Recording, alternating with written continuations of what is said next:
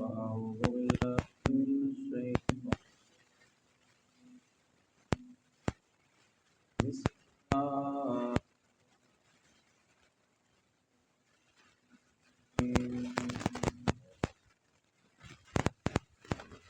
والطين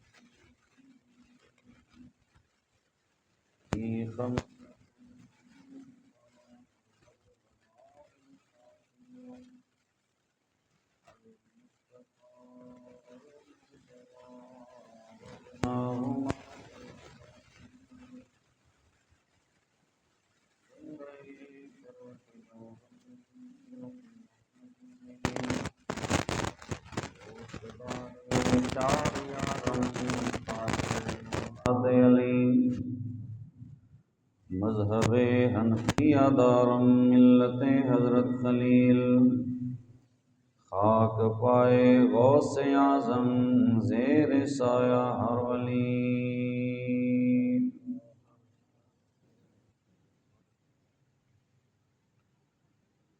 عزیزان گرامی قدر،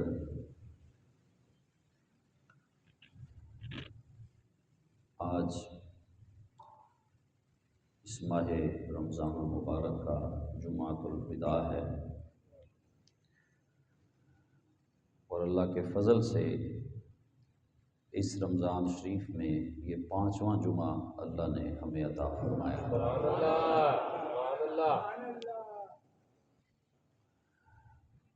اور آج جو موضوع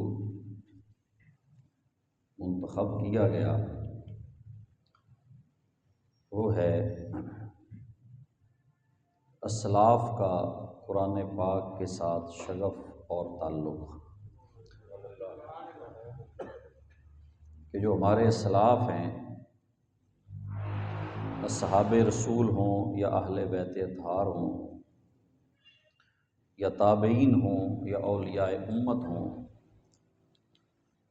ان کا قرآن پاک سے بہت ہی زیادہ گہرا تعلق تھا۔ وہ شب و روز قرآن پڑھنے والے اور قرآن پاک پہ عمل کرنے والے لوگ تھے۔ ان کی زندگی کا اوڑھنا بچھونا یہ قرآن ہی تھا۔ لیکن آج ہم نے قرآن پاک کو فراموش کر دیا ہے، قرآن پاک کو بھلا دیا ہے، اور عزت اور ذلت کا جو معیار حدیث پاک میں بتایا گیا ہے کہ جو قوم قرآن سے محبت کرے گی، قرآن پہ عمل کرے گی اور قرآن کے مطابق اپنی زندگی گزارے گی، اللہ اس قوم کو عزت عطا فرمائے گا۔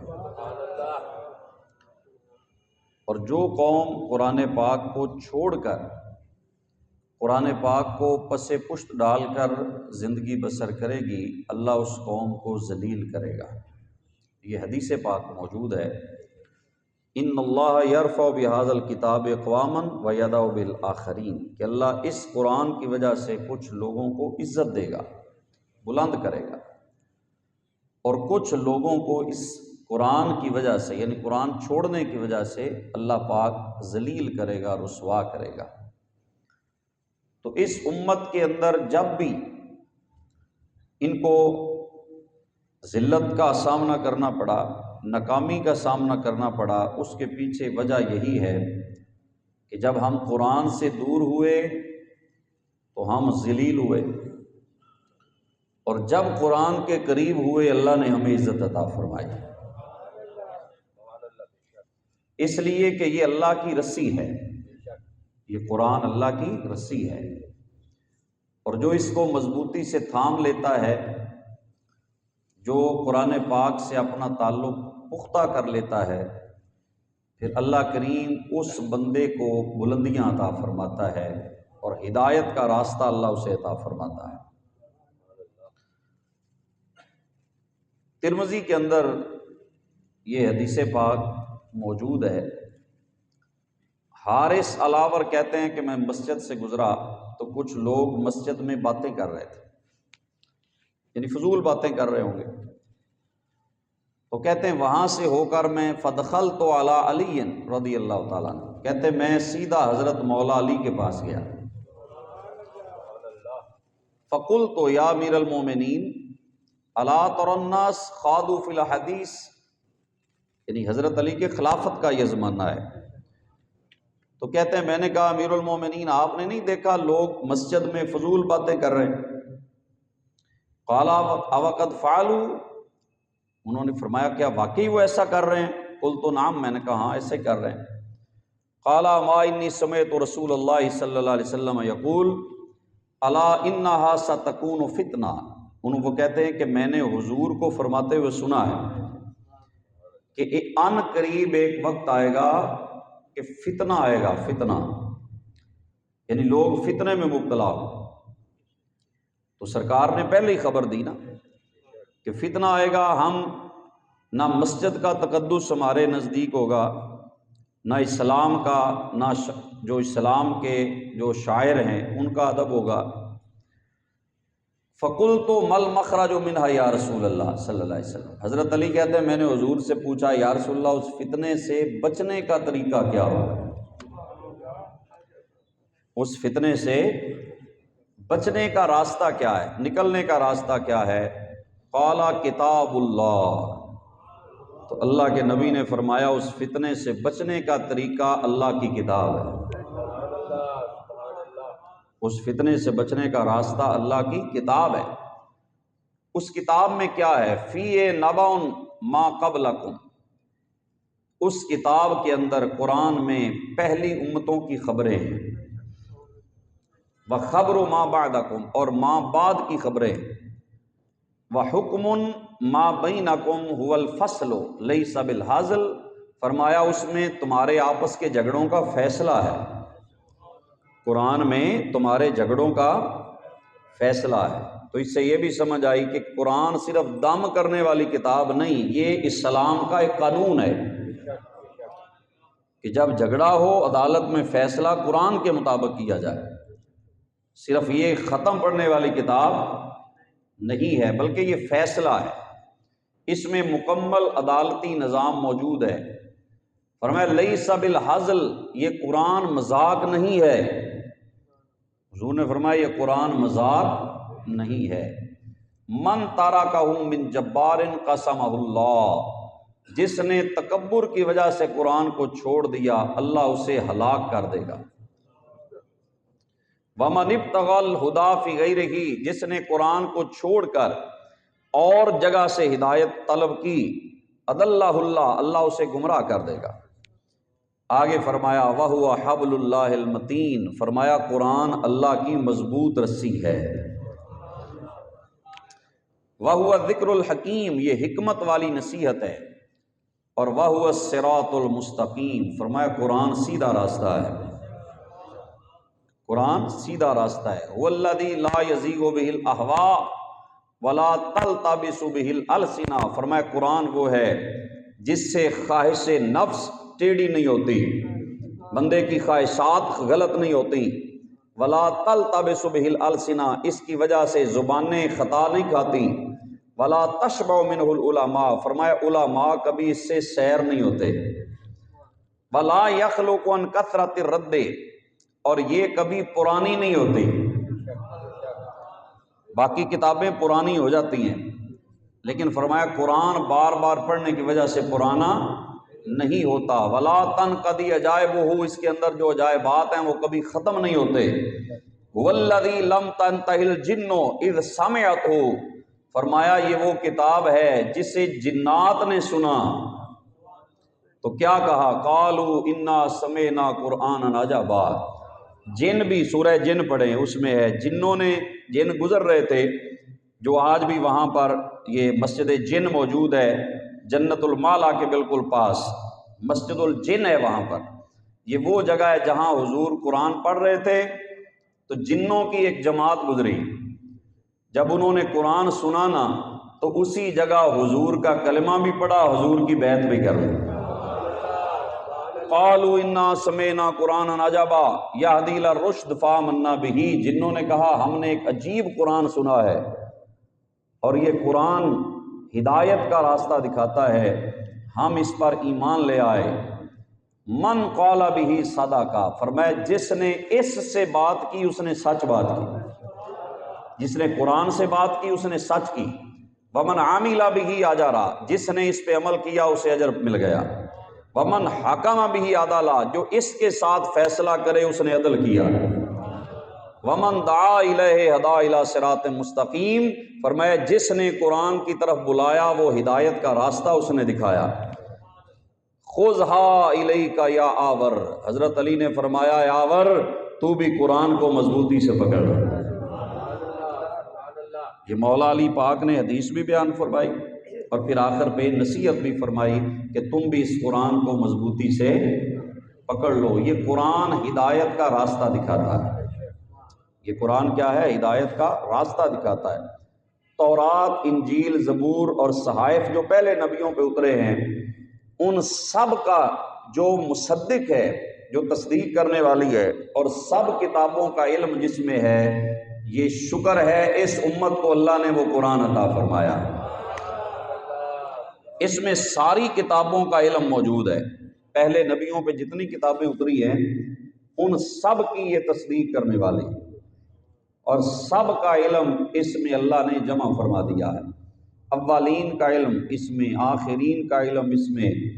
اللہ پاک نے یہ ایسی کتاب اور یہ قلب مصطفیٰ پہ نازل فرمائی، حضور کے سینہ مبارک پہ اللہ کریم نے یہ کتاب نازل فرمائی، اور 114 صورتیں ہیں، کتنی ہیں بولیں، 114 صورتیں، اور ہر صورت اپنی مثال آپ ہے۔ جو کہتا ہے نا میں غریب ہوں، وہ یہ نہ کہے، اگر اس کے پاس قرآن ہے نا تو وہ غریب نہیں ہے، اس کے پاس 114 مربع زمین اور باغ لگا ہوا ہے۔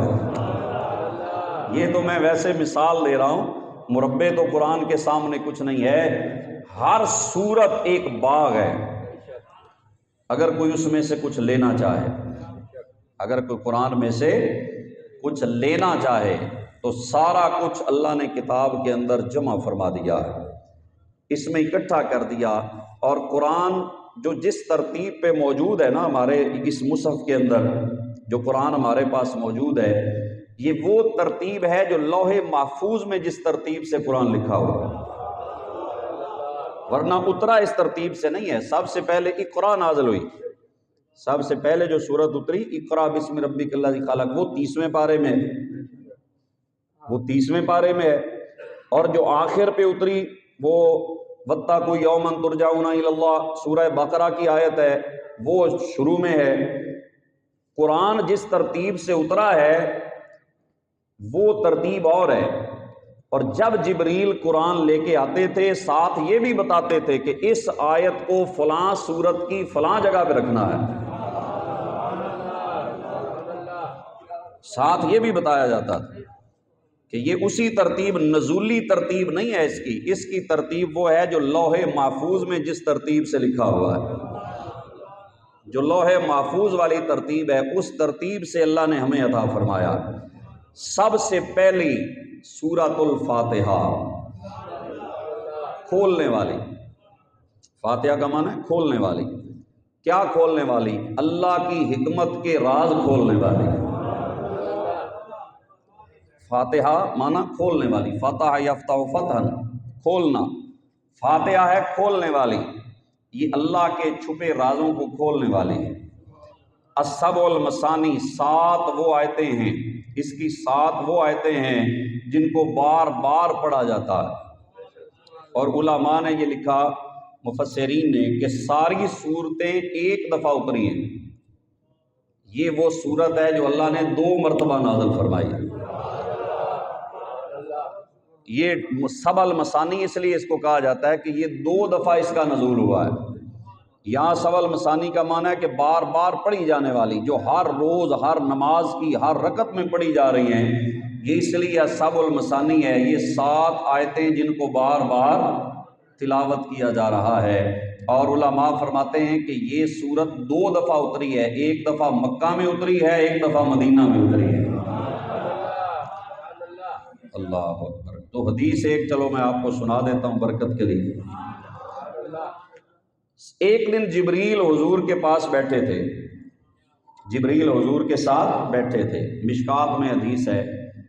تو اچانک آسمان سے ایک آواز آئی، حضور نے آسمان کی طرف نظر اٹھا کے دیکھا تو جبریل کہنے لگے، یا رسول اللہ صلی اللہ علیہ وسلم، یہ آسمان کا وہ دروازہ ہے جو آج پہلی دفعہ کھلا ہے، اور اس میں سے جو فرشتہ اترا ہے نا، یہ فرشتہ بھی آج پہلی بار زمین پہ آیا ہے۔ وہ فرشتہ ادھر حضور کے پاس آ گیا اور اس نے آ کر کیا کہا، السلام علیکہ یا رسول اللہ۔ یہاں صرف زمین والے نہیں، آسمان والے بھی خادم بن کے آتے ہیں۔ حضور سلام ہو آپ پر۔ حضور نے سلام کا جواب دیا تو وہ کہنے لگا، یا رسول اللہ صلی اللہ علیہ وسلم، میں آپ کے پاس آیا ہوں ایک بشارت لے کر۔ ابشر بنورین، اللہ نے آپ کو بشارت دی ہے کہ 2 نور اللہ نے آپ کو ایسے دیے ہیں جو اس سے پہلے کسی اور نبی کو اللہ نے نہیں عطا فرمائے۔ 2 نور اللہ نے آپ کو ایسے دیے ہیں جو اس سے پہلے کسی اور نبی کو اللہ نے نہیں عطا فرمائے۔ وہ کون سے 2 نور ہیں؟ اس فرشتے نے عرض کی، حضور، ایک سورۃ الفاتحہ ہے، سورۃ الفاتحہ ہے، اور دوسرا نور جو سورہ بقرہ کی آخری آیتیں ہیں نا، آمن الرسول سے لے کر فانصرنا علی القوم الکافرین تک، یہ 2 وہ قرآن کے جز ہیں جو اللہ نے نہ تورات میں دیے ہیں، نہ انجیل میں دیے ہیں، نہ زبور میں دیے ہیں۔ اے مصطفیٰ، یہ اللہ نے صرف آپ کی امت کو عطا فرمائے۔ یہ آخری آیات سورۃ البقرہ کی، جو قبر پہ بھی پڑھی جاتی ہے نا، قبر کے پاؤں کی طرف، مرنے والے کی قبر پہ اس کے پاؤں کی طرف سورت یہ بقرہ کی آخری آیات تلاوت کی جاتی ہیں۔ یہ اللہ پاک نے جو عرش ہے نا، عرش الہی، اس کے نیچے ایک خزانہ ہے، عرش کے نیچے ایک خزانہ ہے۔ اللہ نے یہ سورت فاتحہ اور آمن الرسول، یہ اس خزانے میں سے اپنے مصطفیٰ کو عطا فرمائی۔ یہ خزانہ ہے جو اللہ نے حضور کی امت کو عطا فرمایا۔ سرکار کی امت پہ اللہ نے کرم فرمایا ہے، اور انہیں قرآن پہلی سورت سورۃ الفاتحہ ہر ایک کو ہی آتی ہے، تقریباً سب لوگوں کی آتی ہے۔ تو سورت فاتحہ جو سب کو آتی ہے، یہ عام سورت نہیں ہے، اس کے بارے میں غور فرمائیں۔ یہ سورت عام نہیں ہے، یہ بڑی عظیم سورت ہے، بلکہ قرآن میں سب سے عظمت والی سورت سورۃ الفاتحہ ہے۔ سب سے عظمت والی سورت قرآن میں کیا ہے؟ سورۃ الفاتحہ۔ تو اس کے بارے میں بھی ایک روایت سن لیں کہ نبی پاک صلی اللہ علیہ وآلہ وسلم ایک دن مسجد نبوی میں تشریف لائے، اور مسجد نبوی کے اندر سرکار کے صحابی حضرت ابی ابن کعب رضی اللہ تعالی عنہ وہ نماز ادا کر رہے تھے۔ مسجد میں نماز پڑھ رہے تھے، حضرت ابی ابن کعب رضی اللہ تعالیٰ عنہ۔ ابی ابن کعب کو جانتے ہیں آپ؟ ابی ابن کعب وہ صحابی ہے جسے حضور نے فرمایا یہ پوری امت کے قاریوں کا سردار ہے، سید القراء، یہ سارے امت کے قراء کا کیا ہے؟ سردار ہے۔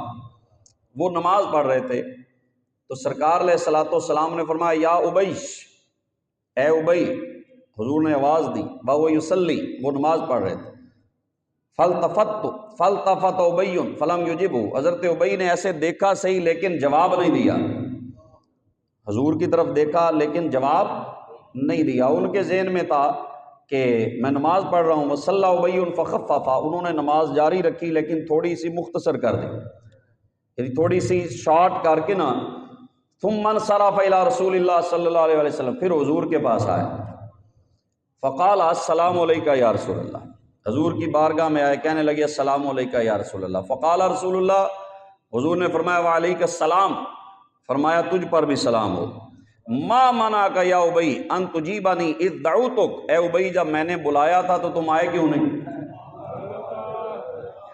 جب میں نے آواز دی تو تم آئے کیوں نہیں؟ تو انہوں نے آگے سے جواب دیا، کہنے لگے فقال یا رسول اللہ انی کنت فی الصلاۃ، یا رسول اللہ میں نماز میں تھا۔ حضرت ابی کہنے لگے یا رسول اللہ صلی اللہ علیہ وسلم میں نماز میں تھا۔ اب سنیے گا، وقال قال فلم تجد فیما اوحی اللہ الیہ استجیبوا للہ وللرسول اذا دعاکم لما یحییکم، فرمایا ابی تم نے قرآن نہیں پڑھا؟ ابی تم نے قرآن نہیں پڑھا؟ اللہ فرماتا ہے جب اللہ کا رسول بلائے تو استجیبوا للہ وللرسول، اللہ اور اس کے رسول کے پاس آ جایا کرو۔ اچھا بلائے رسول تو فرمایا اللہ اور اس کے رسول کی بات مانا کرو۔ جب بلائے رسول تو اللہ کی بات سن لیا کرو۔ یا اللہ بلائے رسول، تو کہتے اللہ کی بات سن لیا کرو، اللہ کے رسول کی بات سن لیا کرو۔ پر میں یہی بتانا چاہتا ہوں مصطفیٰ کا بلانا ہی تو میرا بلانا ہے، مصطفیٰ کا بلانا تو اللہ کا بلانا۔ استجیبوا للہ وللرسول اذا دعاکم لما یحییکم، فرمایا کوئی اور بلائے تو نماز جاری رکھنا ضروری ہے، اگر نبی بلائے تو نماز میں جواب نبی کو دینا ضروری ہے۔ اور پھر اس پر اتفاق ہے کہ اگر کوئی صحابی نماز پڑھ رہا ہو، اس زمانے کی بات کر رہا ہوں، کوئی اور بلائے تو لازم ہے کہ وہ اپنی نماز جاری رکھے، فرض نماز توڑ نہیں سکتا، لیکن اگر حضور بلائیں تو لازم تھا کہ وہ نماز چھوڑ کے حضور کی بات سنے۔ اور پھر اگلی بات، اگر اس نے کسی اور کام کے لیے نماز توڑی، اب دوبارہ جب شروع کرے گا تو نئے سرے سے شروع کرے گا، اور اگر حضور بلائیں وہ حضور کا کام کر کے گھنٹے دو کے بعد واپس آئے تو جہاں سے چھوڑی تھی وہیں سے آگے شروع کرے، قبلے سے پھر گیا، لیکن یہ بھی تو دیکھو نا پھرا کس لیے ہے؟ قبلے سے پھرا ہے لیکن اس محبوب کے حکم پہ پھرا ہے جس محبوب کے صدقے نماز اللہ نے عطا فرمائی۔ تو حضور نے فرمایا ابی تم نے قرآن نہیں پڑھا کہ جب اللہ کا رسول بلائے تو اللہ اور اس کے رسول کے حکم پہ آ جایا کرو؟ قال بلا، انہوں نے کہا یا رسول اللہ کیوں نہیں؟ بلا اعوذ انشاءاللہ، حضور ایک دفعہ ہو گیا آئندہ نہیں کروں گا، آئندہ جب بھی آپ بلائیں گے نا حضور میں نماز چھوڑ کے آپ کی بات پہلے سنوں گا، حضور آئندہ نہیں ہوگا۔ قال تحب ان اعلمک سورۃ لم ينزل فی التوراۃ ولا فی الانجیل ولا فی الزبور ولا فی القرآن مثلها، فرمایا کیا تم چاہتے ہو تمہیں میں ایسی سورت بتاؤں جس جیسی سورت نہ تورات میں ہے، نہ انجیل میں ہے، نہ زبور میں ہے، اور نہ ہی قرآن میں ہے؟ تمہیں ایک ایسی سورت بتاؤں جس جیسی صورت نہ تورات میں، نہ انجیل میں، نہ زبور میں، اور نہ ہی قرآن میں۔ قال نعم یا رسول اللہ صلی اللہ علیہ وسلم، حضرت ابی نے کہا یا رسول اللہ کیوں نہیں، آپ ضرور بتائیں۔ حضور میں تو علم کا طالب ہوں، حضور آپ مجھے بتائیں۔ تو حضور علیہ الصلوۃ والسلام نے فقال رسول اللہ کیف تقرأ فی الصلاۃ، حضور نے فرمایا نماز میں کیسے پڑھتے ہو، فرمایا نماز میں کیسے پڑھتے ہو؟ تو فقرأ ام القرآن، تو انہوں نے سورۃ فاتحہ پڑھی۔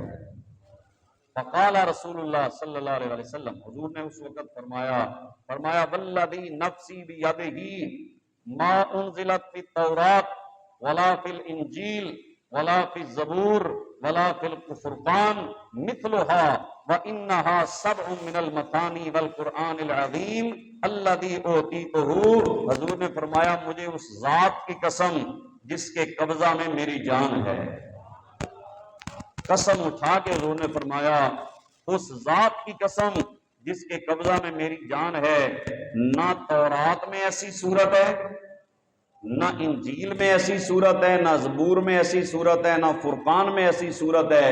فرمایا وہ 7 آیتیں ہیں اور یہی القرآن العظیم ہے جو اللہ نے مجھے عطا فرمایا۔ یہ کون سی صورت ہے؟ سورۃ الفاتحہ، فاتحۃ الکتاب، کتاب کو کے رازوں کو کھولنے والی، یہ فاتحہ قرآن کے رازوں کو کھولنے والی ہے۔ اور ہر نماز کے اندر اس کو پڑھنا، ہر رکعت، فرائض کی پہلی 2 رکعتوں میں اور نوافل اور سنتوں کی ہر رکعت میں اس کو پڑھنا واجب ہے۔ اس کو پڑھنا کیا ہے بولے؟ واجب ہے۔ صرف اتنا فرق ہے کہ حنفیوں کے نزدیک امام کے پیچھے ہو تو نہ پڑھے، امام کا پڑھنا ہی مقتدی کا پڑھنا ہے، اور شوافی کہتے ہیں امام کے پیچھے بھی ہے تو پڑھے۔ امام ابو حنیفہ کہتے ہیں امام کے پیچھے نہ پڑھے، امام کا پڑھنا ہی مقتدیوں کا پڑھنا ہے۔ امام پڑھ رہا ہے تو مقتدیوں کی نمائندگی اللہ کی بارگاہ میں کر رہا ہے، لیکن جب پڑھی جاتی ہے، جب سورۃ فاتحہ کی تلاوت ہوتی ہے تو اللہ کے نبی علیہ الصلوۃ والسلام نے فرمایا، اللہ فرماتا ہے کہ میں نے نماز کو 2 حصوں میں تقسیم کر دیا ہے۔ کس کے درمیان؟ فرمایا ایک حصہ میرا ہے، ایک میرے بندے کا ہے۔ نماز میں ایک حصہ میرا ہے اور ایک حصہ میرے بندے کا ہے۔ وہ کیسے؟ فرمایا جب بندہ پڑھتا ہے نا الحمدللہ رب العالمین، بندہ کیا پڑھتا ہے؟ الحمدللہ رب العالمین، تو بندہ کہتا ہے ساری تعریفیں اللہ کے لیے جو رب العالمین ہے، تو رب فرماتا ہے حامدانی عبدی، فرشتوں دیکھو میرے بندے نے میری حمد کی ہے۔ الحمدللہ رب العالمین بندہ یہ پڑھتا ہے، عرش والا رب کہتا ہے حامدانی ربی، دیکھو میرے بندے نے، عبدی میرے بندے نے میری تعریف کی ہے۔ اور جب وہ کہتا ہے الرحمن الرحیم تو اللہ فرماتا ہے اثنا علی عبدی، دیکھو میرے بندے نے میری ثنا بیان کی ہے۔ جب وہ کہتا ہے مالک یوم الدین، کہ وہ مالک ہے روز جزا کا، وہ مالک ہے روز جزا کا، تو اللہ کہتا ہے مجدنی عبدی، دیکھو میرے بندے نے میری بزرگی بیان کروائی، یہ حصہ فرمایا میرا ہے۔ اور پھر جب وہ آگے کہتا ہے نا ایاک نعبد و ایاک نستعین اہدنا الصراط المستقیم، کہ اللہ ہمیں سیدھے راستے پر چلا، فرمایا میرا حصہ میں لے لیتا ہوں اور اگلا حصہ جو بندے کا ہے، جو وہ مانگتا جاتا ہے میں رب اسے عطا فرماتا جاتا ہوں۔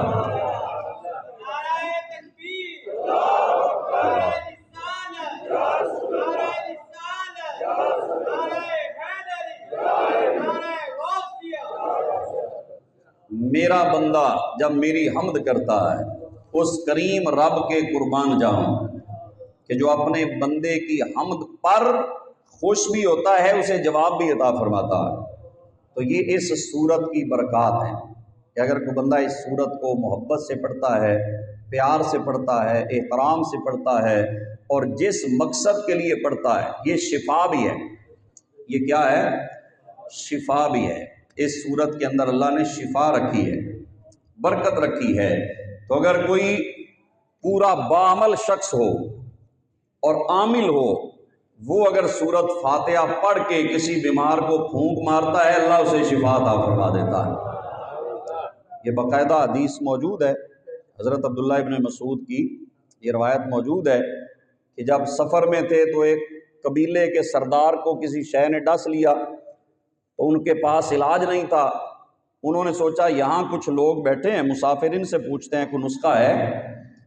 تو وہ آئے تو وہاں سے حضرت عبداللہ ابن مسعود نے کہا ہاں میرے پاس نسخہ ہے۔ انہوں نے کہا تمہارے پاس کیا نسخہ ہے؟ اس نے کہا بس تم یہ کرو کہ دو گے کیا؟ انہوں نے کہا کہ کیا دو گے؟ انہوں نے کہا ہمارا اگر سردار ہو گیا صحیح تو 30 بکریاں ہم تمہیں دیں گے۔ کتنی بکریاں؟ 30 بکریاں ہم دیں گے اگر آپ کا سردار صحت یاب ہو گیا، تندرست ہو گیا۔ اب یہاں آگے چونکہ موضوع میرا یہ نہیں ہے، اس کی شرح میں علماء نے مختلف باتیں کی ہیں کہ اس کا مطلب ہے کہ اگر کوئی دم کرے، تعویذ دے اور جائز طریقے سے دے تو اس کا کوئی معاوضہ، کوئی خدمت لے سکتا ہے۔ اس کی یہ بھی علماء نے نکالا، اور بھی کئی موقف ہیں۔ تو وہ 30 جب انہوں نے دم کیا نا تو وہ بندہ اسی وقت صحیح ہو گیا۔ جیسے ہی انہوں نے پڑھ کے پھونک ماری نا وہ ایسے لگتا تھا جیسے کوئی رسیوں میں باندھا ہوا بندہ کھول کے صحیح سلامت ہو گیا۔ تو وہ جناب 30 بکریاں انہوں نے دی۔ جب واپس آئے تو وہ سب نے کہا جی ہمیں بھی دیں، کیوں جی ہم سب کو حصہ دیں؟ انہوں نے کہا نہیں جی، جب واپس جائیں گے نا تو حضور سے پوچھیں گے بھی جائز بھی ہے یا نہیں۔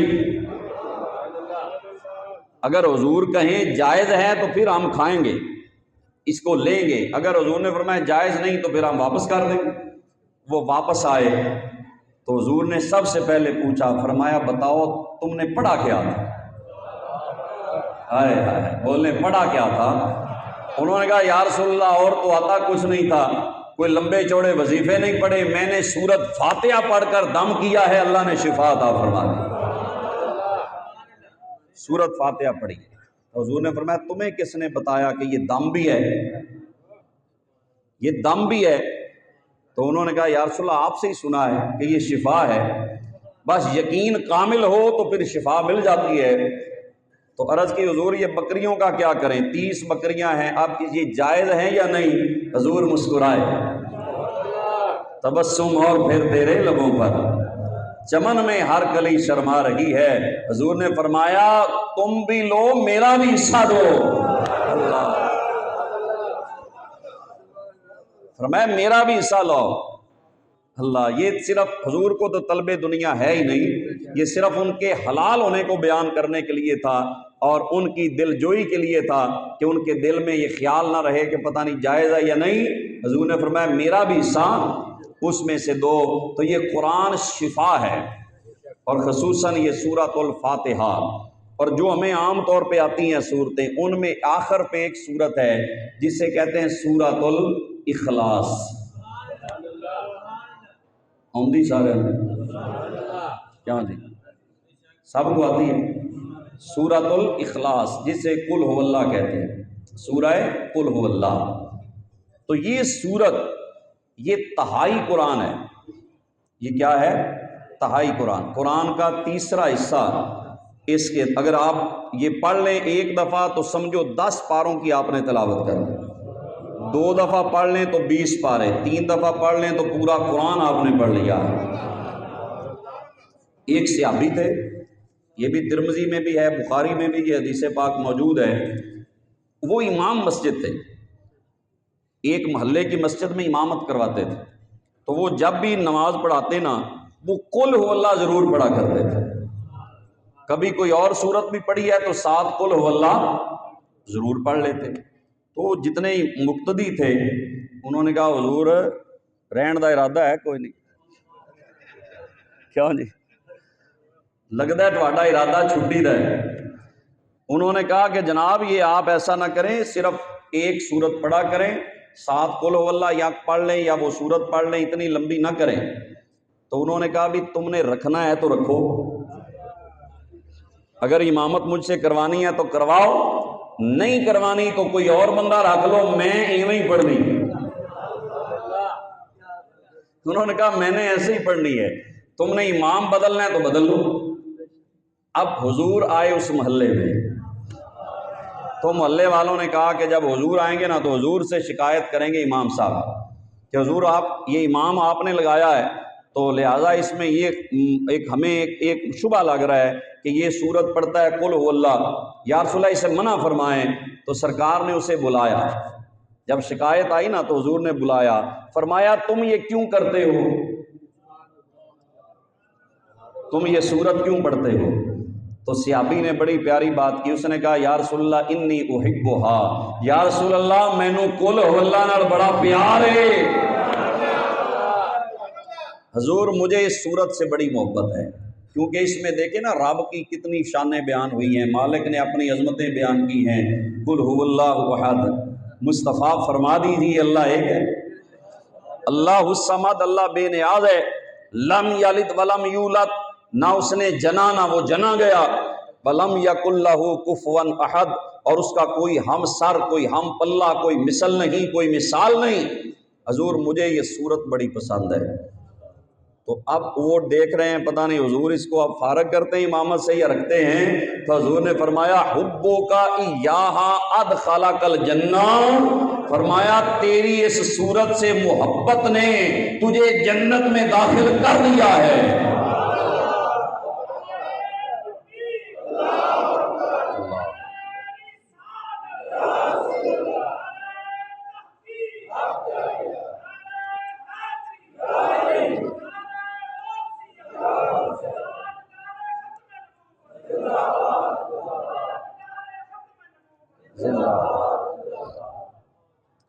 تو فرمایا اس صورت کی محبت تجھے جنت میں لے گئی، اس صورت کی محبت تجھے جنت میں لے گئی۔ حضور نے فرمایا کہ الجنت تشتاق الی اربعۃ نفر، 4 بندے ہیں جن کی جنت بھی طلبگار ہے، یعنی 4 عمل ایسے ہیں جو کرے ان کی جنت طلبگار ہوتی ہے۔ یعنی ویسے تو سارے جنت کے طلبگار ہیں نا، لیکن 4 عمل ایسے ہیں اگر کوئی بندہ کرے ان میں سے ایک عمل بھی پابندی سے، تو جنت کہتی ہے یا اللہ اسے جلدی لے آ،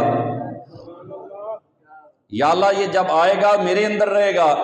تو جنت مشتاق ہے۔ فرمایا سب سے پہلا تال القرآن، قرآن کی تلاوت کرنے والا، قرآن کی تلاوت کرنے والا، ومطعم الجیعان، اور دوسرا فرمایا بھوکوں کو کھانا کھلانے والا، بھوکوں کو کھانا کھلانے والا، وحافظ اللسان، اور جو اپنی زبان کی حفاظت کرے اس بندے کی جنت مشتاق ہے، والصائم فی شہر رمضان، اور جو رمضان کے مہینے میں روزے رکھے اس کی بھی جنت مشتاق ہے۔ سب سے پہلے حضور نے فرمایا تال القرآن، جو بندہ قرآن کی تلاوت کثرت سے کرتا ہے جنت بھی اس بندے کی طلبگار ہوتی ہے، جنت اس بندے کی مشتاق ہے۔ اور جنہیں ڈائریکٹ حضور نے قرآن دیا، اب آپ خود سوچیں اور غور فرمائیں، جیسے ہی نزول وحی کی کیفیت طاری ہوتی، سرکار پہ وحی کا نزول ہوتا، تو حضرت عائشہ فرماتی ہیں سردیوں کے موسم میں پیشانی مبارک سے سینہ مبارک کے قطرے گرنے لگ جاتے، حضور کی پیشانی مبارک سردیوں میں پسینہ گرنے لگتا، اتنا بھاری کلام تھا۔ اب جیسے ہی دل مبارک پہ اترا، قلب رسول پہ اترا، وحی کی کیفیت چھٹی، سرکار نے وہ آیتوں کی تلاوت فرمائی، تو سب سے پہلے جن لوگوں نے وہ قرآن سنا وہ جناب خدیجہ الکبریٰ ہیں، وہ جناب صدیق اکبر ہیں، وہ جناب مولا علی المرتضیٰ شیر خدا ہیں، وہ جناب بلال حبشی ہیں، وہ جناب عثمان غنی ہیں، جناب فاروق اعظم ہیں۔ یہ ہستیاں ادھر قرآن کا نزول ہو رہا ہے اور ادھر سے مصطفیٰ کی زبان سے قرآن سن رہے ہیں، تو پھر ان کے قرآن سننے کا بھی کیا کہنا، اور ان کے پھر قرآن پڑھنے کے بھی کیا کہنا۔ انہوں نے سنا تو دلوں میں اتر گیا، اور پھر جب یہ خود پڑھتے تھے سنا اللہ کے محبوب سے، اور پھر سن کر جب کسی کو سناتے تو اس کے دل میں بھی ایمان جو ہے وہ اللہ داخل فرما دیتا، اس کے اوپر بھی قرآن کا رنگ چڑھ جاتا، جب حبشہ میں ہجرت کر کے مسلمان گئے نا، پہلی ہجرت جسے ہجرت حبشہ کہتے ہیں، کچھ مرد اور عورتیں ہجرت کر کے گئے تو پیچھے ہی مکے کے کافر چلے گئے۔ انہوں نے کہا مشرکین نے کہ بادشاہ صاحب آپ کو پتہ ہے یہ جو آپ نے بندے ادھر پناہ دی ہے جن کو، ان کا عقیدہ حضرت عیسیٰ کے بارے میں کچھ صحیح نہیں ہے، کیونکہ وہ عیسائی تھا، پہلے کرسچین تھا۔ تو انہوں نے کہا کہ جی ان لوگوں کا عقیدہ حضرت عیسیٰ کے بارے میں صحیح نہیں ہے، آپ ان کو نکال دیں حبشہ سے۔ سازش تھی نا بہت بڑی، کہ مکے میں بھی سکون سے نہیں بیٹھنے دیا، حبشے گئے وہاں نہیں بیٹھنے دیا، مدینہ گئے تو وہاں بھی لڑائیاں، پیچھے چلے گئے جنگیں کرنے کے لیے۔ تو بڑی مشکل زندگی گزاری ان لوگوں نے۔ تو جب بادشاہ کو پتہ چلا، نجاشی جس کو کہتے ہیں، اسحمہ اس کا نام تھا، اس نے کہا بلاؤ ان کو، میں بھی پوچھ لیتا ہوں۔ کسی کے بارے کوئی خبر پہنچے تو پہلے اس سے پوچھنا ضروری ہوتا ہے، ٹھیک ہے نا، سنی سنائی بات پہ یقین نہیں کرنا چاہیے۔ اس نے کہا ان سے بلا کے پوچھ لیتے ہیں۔ تو اس نے جب سب کو بلایا نا، تو ان میں جو سب سے جو معتبر تھی، جو ان کے قائد تھے، جو سردار تھے، وہ حضرت جعفر الطیار، جن کو بعد میں کہا گیا شہید ہوئے، حضرت جعفر حضرت مولا علی کے بڑے بھائی ہیں۔ اس نے پوچھا کہ تم حضرت عیسیٰ کو کیا کہتے ہو؟ تو حضرت جعفر طیار رضی اللہ تعالیٰ عنہ انہوں نے فرمایا کہ بادشاہ سلامت، میں آپ کو خود نہیں کہتا کہ حضرت عیسیٰ کیا ہے، میں آپ کو اللہ کا قرآن سنا دیتا ہوں، آپ خود ہی جان لیں عیسیٰ کیا ہے۔ اللہ،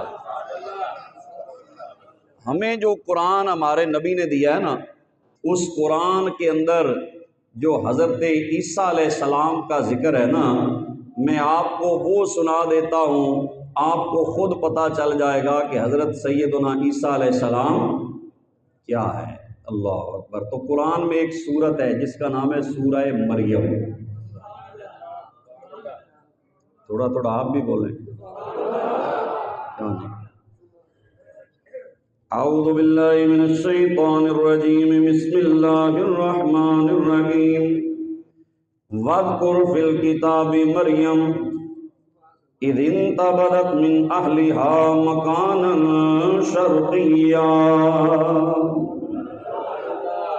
فاتخذت من دونهم حجابا فارسلنا الیہا روحنا فتمثل لها بشرا سویا قالت انی اعوذ بالرحمن منک ان کنت تقیا قال انما انا رسول ربک لأہب لک غلاما زکیا قالت انا یکون لی غلام ولم یمسسنی بشر ولم اک بغیا قال کذالک قال ربک هو علی ہین ولنجعلہ آیۃ للناس ورحمۃ منا وکان امرا مقضیا فحملته فانتبذت به مكانا قصيا فأجاءها المخاض إلى جذع النخلة قالت يا ليتني مت قبل هذا وكنت نسيا منسيا فناداها من تحتها ألا تحزني قد جعل ربك تحتك سريا وهزي إليك بجذع النخلة تساقط عليك رطبا جنيا فكلي واشربي وقري عينا فإما ترين من البشر أحدا فقولي إني نذرت للرحمن صوما فلن أكلم اليوم إنسيا فأتت به قومها تحمله قالوا يا مريم لقد جئت شيئا فريا يا أخت هارون ما كان أبوك امرأ سوء وما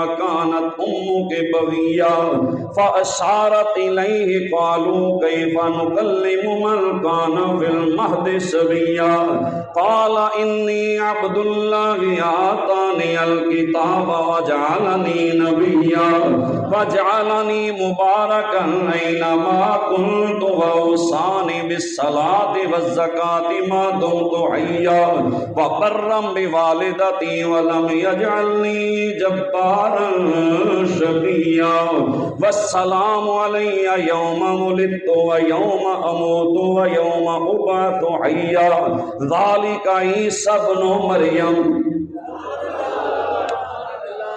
ذلك عيسى ابن مريم قول الحق الذي فيه يمترون ما كان لله أن يتخذ من ولد سبحانه إذا قضى أمرا فإنما يقول له كن فيكون وإن الله ربي وربكم فاعبدوه هذا صراط مستقيم.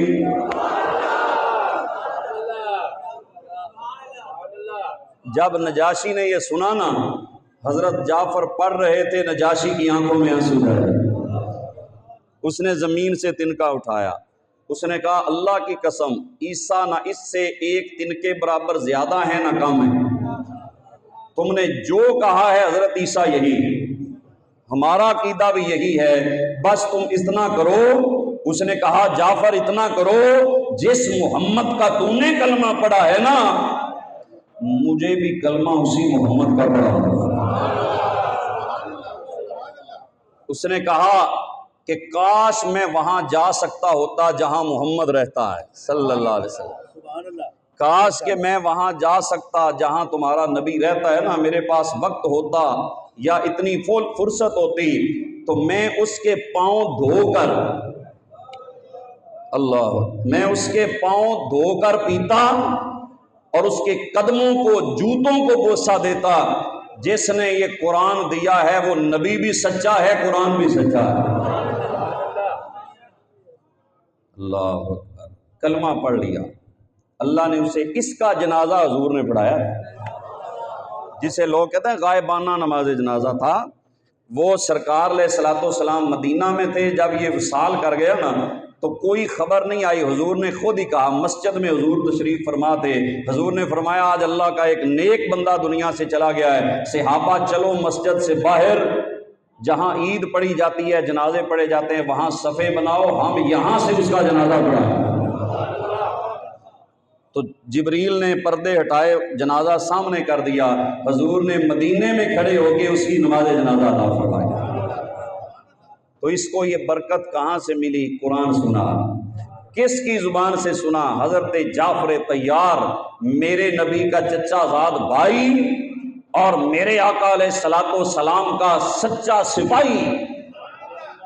اس نے قرآن جب پڑھا نا تو اس کے پاس جتنے کوئی راہب تھے، عالم تھے، پادری تھے، سب کی آنکھوں میں آنسو جاری ہو گئے اور سب نے میرے حضور کا کلمہ پڑھ لیا۔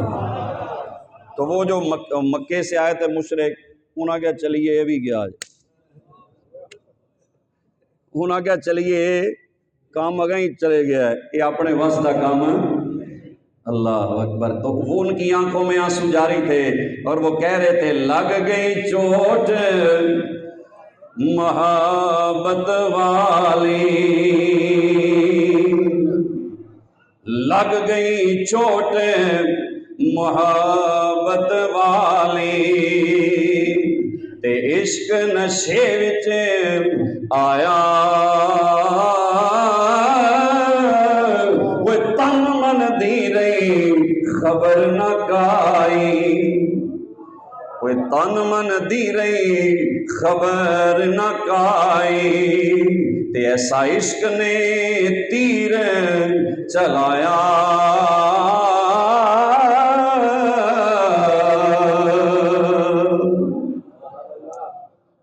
دل میں اترا قرآن، اور قرآن دل میں اترتا ہے اگر اس سے محبت کی جائے۔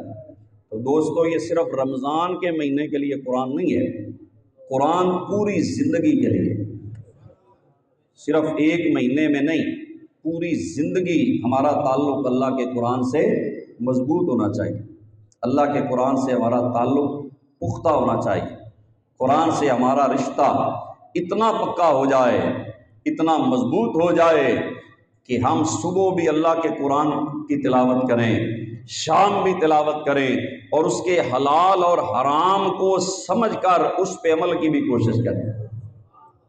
قرآن کے حلال و حرام کو سمجھیں اور اس پہ عمل کی پوری کوشش کریں۔ ہمارے گھر میں یہ پڑھا ہوا ہے، قرآن ہمارے گھر میں پڑھا ہے، ہر گھر میں کئی نسخے پڑھے، لیکن افسوس کہ ہم بچی کے سر پہ تو کرتے ہیں، جب شادی ہوتی ہے تو بچی رخصتی ہو رہی ہے تو سر پہ ہم جناب 2-4 بھائی بہنیں وہ قرآن اٹھا کے اوپر کرتے ہیں۔ کاش کہ اس بچی کی زندگی میں جب وہ آپ کے گھر میں تھی، شادی سے پہلے اس کے دل میں یہ قرآن آپ اتار دیتے نا، وہ ایسے لے کر نہ جاتی، اس کی زبان پہ بھی قرآن ہوتا، اس کے دل میں بھی قرآن ہوتا، اسے قرآن پڑھا کے بھیج دیتے نا، تو یہ اس سے بہتر تھا۔